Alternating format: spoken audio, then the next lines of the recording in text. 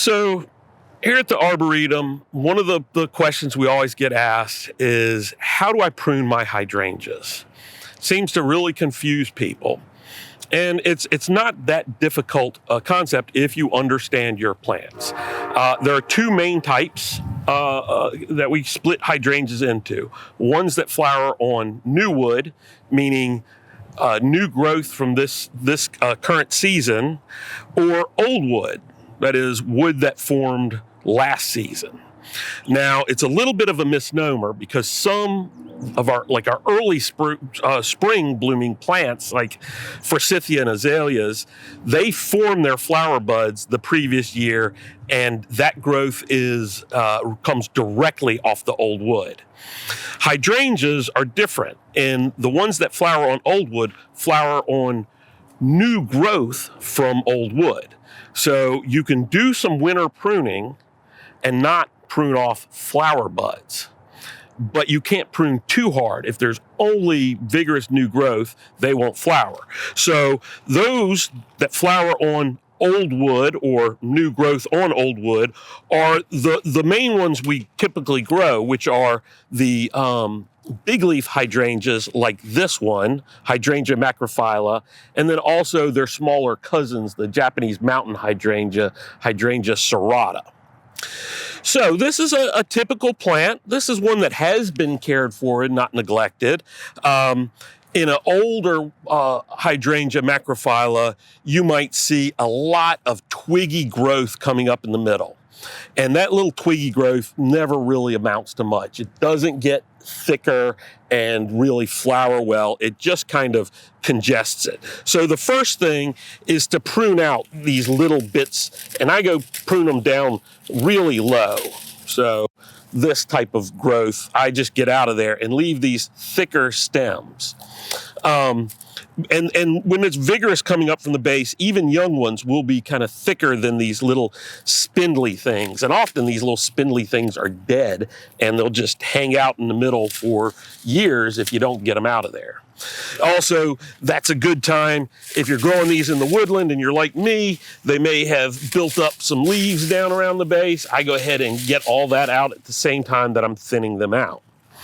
Now, if you've got a plant that's really gotten big, what you can do is go through, find the tallest branches and go ahead and take them all the way back to the ground. Take out maybe a third or a quarter of those old branches, and that'll reduce your whole plant rather than just shearing it off the top. You open it up so it gets some air movement, which is healthier for the plant, and you also shrink it down.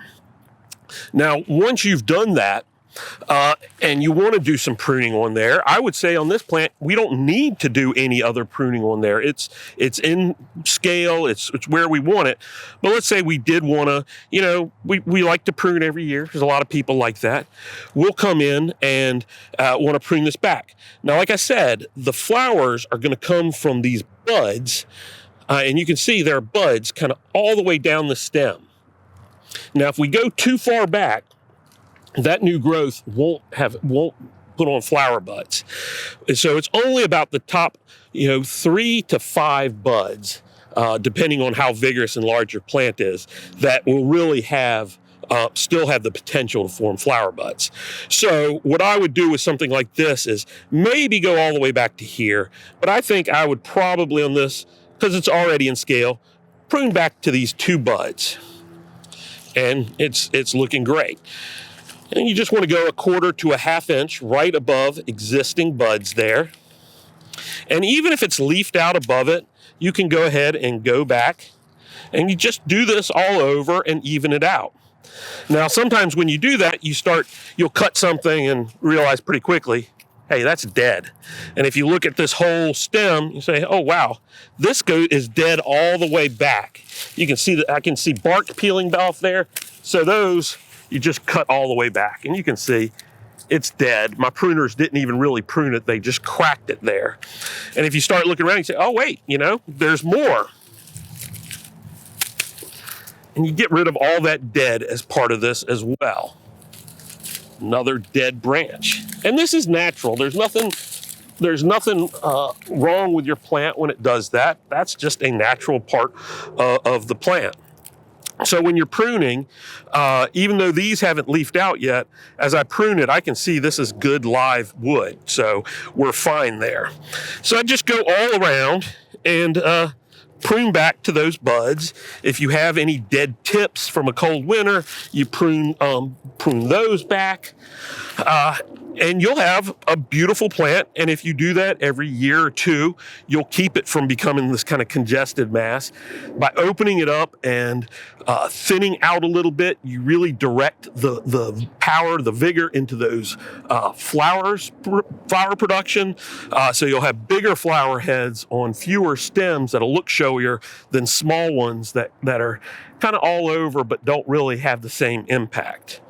Now, at the same time, sometimes your hydrangeas will start popping up a foot or two away. And this is just a branch that has rooted in. It's layered itself. I can pull this out of the ground, maybe. And you can see it's a branch that's just gone over and rooted in. So if you want to avoid that, when you're doing this pruning and you have branches that are really low to the ground and might start doing that themselves, you can cut those off and get rid of them and keep your plant from laying on the ground.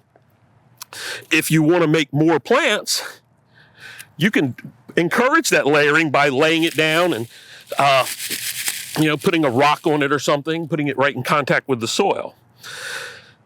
And if you want to do that, and you have these, whether that you do it on purpose or not, you can then take off this part that was going back to the main shrub, and you can plant this plant, and it's going to grow. You've got a new hydrangea that's going to be identical to this one. So, real easy to get things going. If they've been in the ground for a bit longer, like this, you can tell is really rooted in, might not want to pull up very easily. I'd just take a shovel, set it right in here, and give it a stomp and cut it off there, and then dig this out. So, and see, it's not very difficult to prune your big leaf hydrangeas. The key is you can prune them if they need it, prune whole stems, or prune a few buds. That gets you in the right spot. Now, if you have reblooming azaleas, the endless summer types, those you should be able to prune all the way back hard because they flower on new wood. What's great for those, they don't rebloom terribly well, in my opinion, for us. The reblooming is more important when you live in colder climates than we do, and your tops die every year. Those reblooming types will still flower for you. In our landscapes, they will reflower if you prune off the old flowers and go back just a couple of buds below that. Don't just take off the flower. Go, even if this had flowered and was faded, I would come in right after it faded and cut off there to encourage new growth that would come up and flower. So we'll show you a few other hydrangeas and how we would deal with them as well. Okay, another common hydrangea we have are the panicle hydrangeas, the old PG hydrangeas, which was Hydrangea paniculata grandiflora, hence PG, paniculata grandiflora. There are a lot of those out there now. There's the Gatsby series, the Quickfire, and it seems like there's another 4 or 5 every year that are out. This is a young one. This paniculata. The key with the paniculatas is they do flower on new growth. So you can cut a Hydrangea paniculata down to the ground and they will come up and reflower for you. However, the other nice thing about them is they will continue to grow as larger shrubs and they will still flower for you really well. Unlike some others that flower on new wood that really should be cut to the ground every year, these you can allow to grow up into small trees that are beautiful flowering plants. So this is one that was wild collected, so it has stayed a little small and it hasn't been long in the ground. So what we would do with this, it still has these old flower buds on there, and this is all dead wood now above here.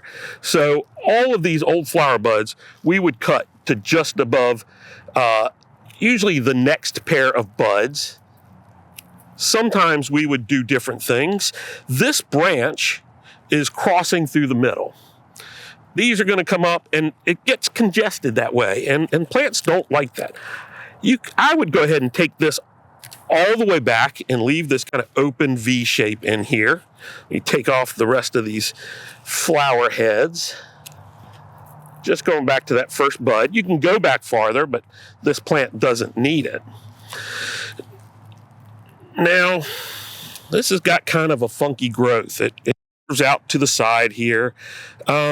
That might be fine for you, but I want to grow this into a small kind of multi-stem tree.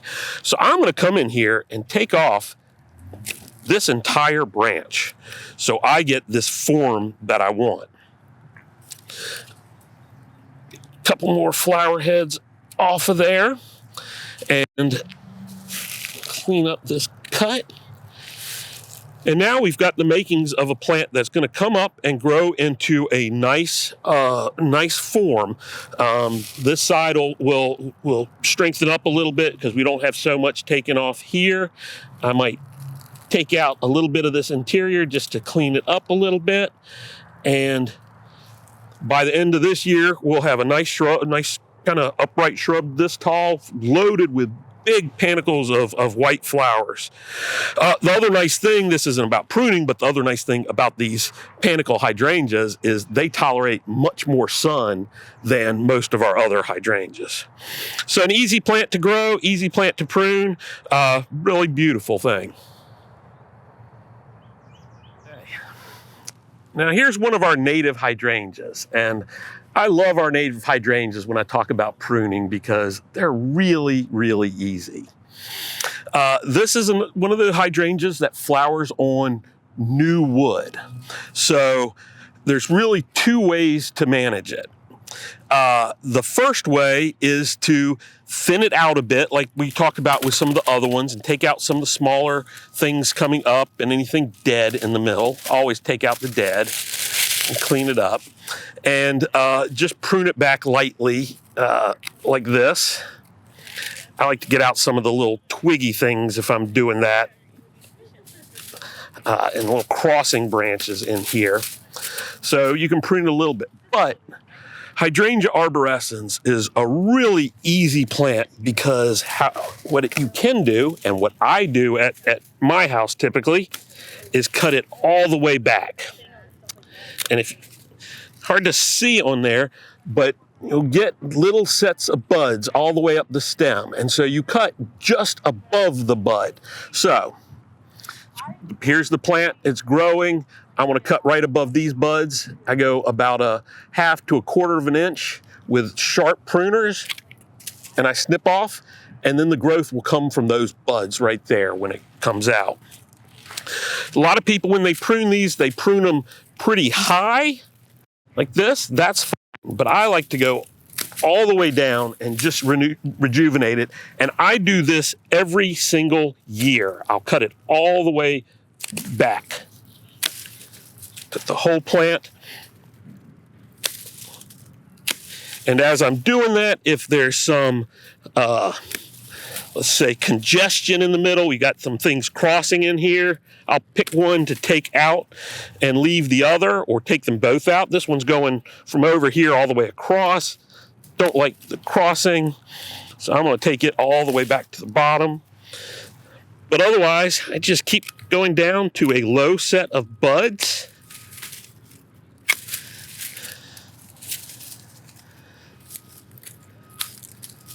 And you can see here where we pruned before, and we pruned here, and we left it a little bit larger.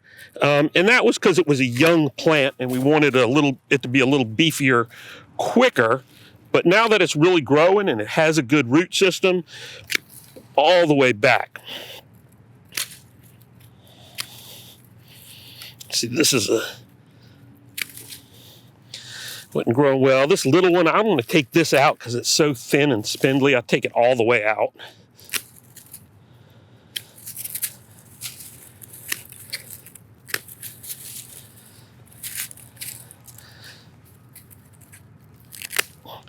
And there you have it. This will flush out. It will flower by midsummer. Clean out some of these leaves in here and be beautiful. Flower with big flower stalks. Super easy to grow, super easy to prune. Love our native hydrangeas for that. Here we have another of our native North American hydrangeas. This is the oak leaf hydrangea, named because its leaves, which will get much larger or kind of resemble an oak leaf, I suppose. Like our other natives, this is a very easy one to prune because in general, what you can do is not touch it. It doesn't need to be pruned. It tends to grow in a much more open form, much coarser than most other hydrangeas, and it will flower on the growth that comes off of this old growth. If you prune it back hard, you will lose the flowering. You'll also lose, if you prune it back hard, the bark, which as it gets older and older becomes this kind of beautiful cinnamon peeling bark. So really you just want to prune for shape if it's getting out of bounds. Maybe it's starting to infringe on a walkway for you. So, right here, it's starting to get farther out in the walkway than maybe we'd like. We'll come back in and prune here where there's another branch that can take over and redirect the growth. We can pull it in the sides if we want. But this is really a plant that most years you can just ignore and not prune it at all because it is so beautiful every season. It's got that gorgeous bark during the winter, beautiful flowers, great fall color. Just let it do its thing and it'll become kind of a twisty, gnarled, old-looking plant even while it's still pretty young. If you don't want something that's going to get pretty big, there are some dwarf ones like the gold-leafed little honey, and there's peewee and munchkin and some other ones that are smaller. Go for those if you need a small plant. But really, it becomes such a beautiful specimen with a little bit of time that I think it's worth getting some of the larger ones and just letting them grow naturally, woodland edge, shade garden, that type of situation. So, Greg, one of the things that I talked about in that hydrangea pruning video is one that we were just talking yesterday is one of your favorites, the oak leaf hydrangea, Hydrangea quercifolia. Yep. And my way of pruning Hydrangea quercifolia is mostly not to. Right. Sometimes when they get older, I'll limb them up a little bit because they have gorgeous bark on their cinnamon color. Yep. What's your thinking on that? That's a good point. There's a cultivar that I like a lot called Little Honey, and it's a kind of a semi-dwarf, stays kind of small, has kind of chartreusey, yellowish leaf color. And I planted that in my garden in Charlotte where everything is there to survive on tough love. No irrigation, horrible soil, sun, shade. We took down some pine trees, so variable growing conditions. It's absolutely thriving in my garden.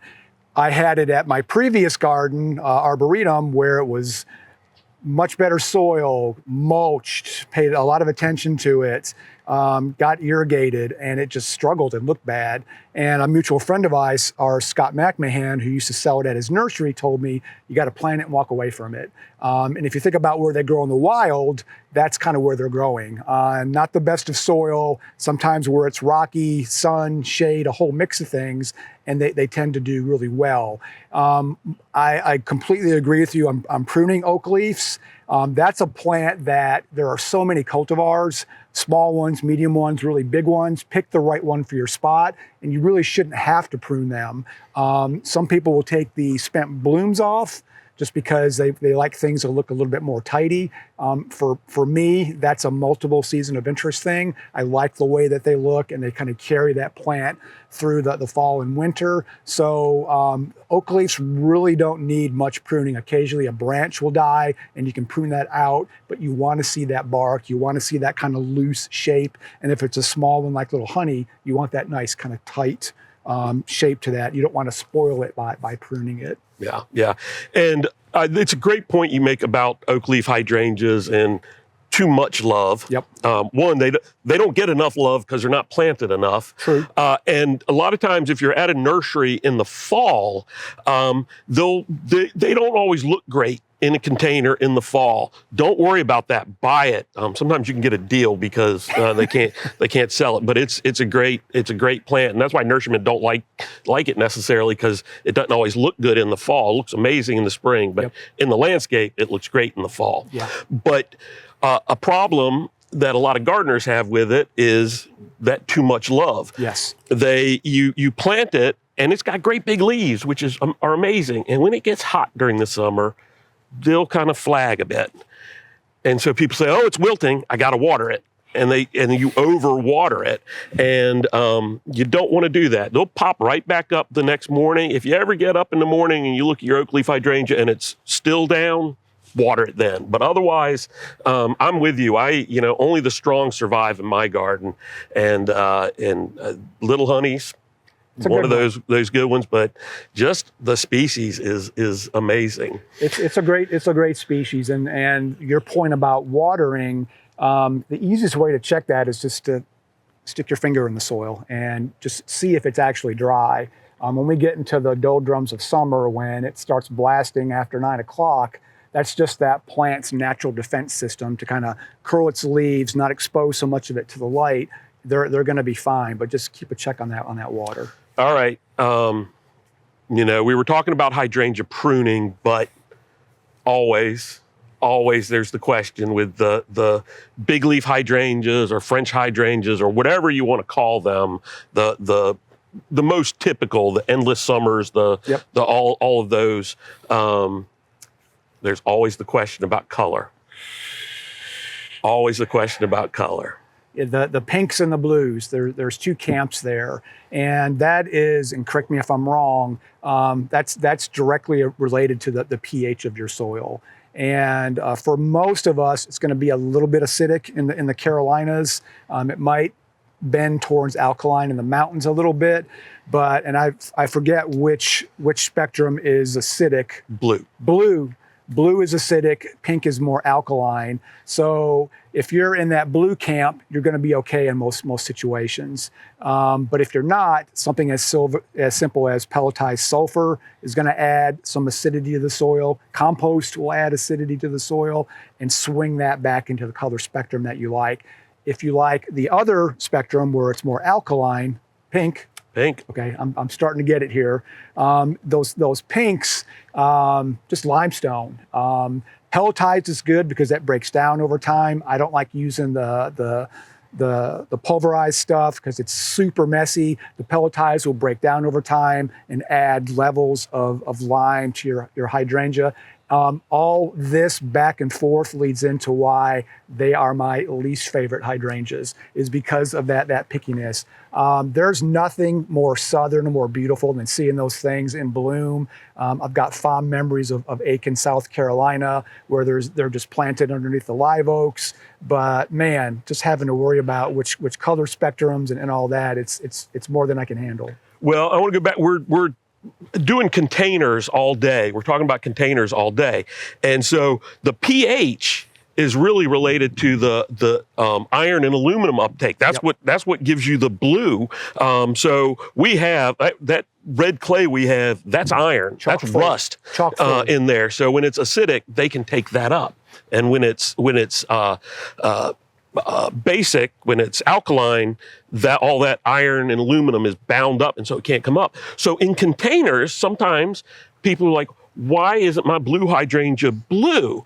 And when they're growing in a pine bark mix, even though it's acidic, it doesn't have the aluminum and iron. So some iron sulfate, aluminum sulfate, that a little bit of that. A lot of times the slow release fertilizers will have some micronutrients in there that'll do that as well. But I'll tell you, Even with lime, it can be tough some of our soils are very acidic. It can be tough to reverse that enough. Although you can get some hydrangeas that will tend to be pink if that's what you really like. Although some of those blue ones, when you try and turn them, they sometimes get a real pretty kind of mauve color. Get a nice kaleidoscope of both those colors when they kind of blend together, which is not a bad thing. It's not a bad thing at all.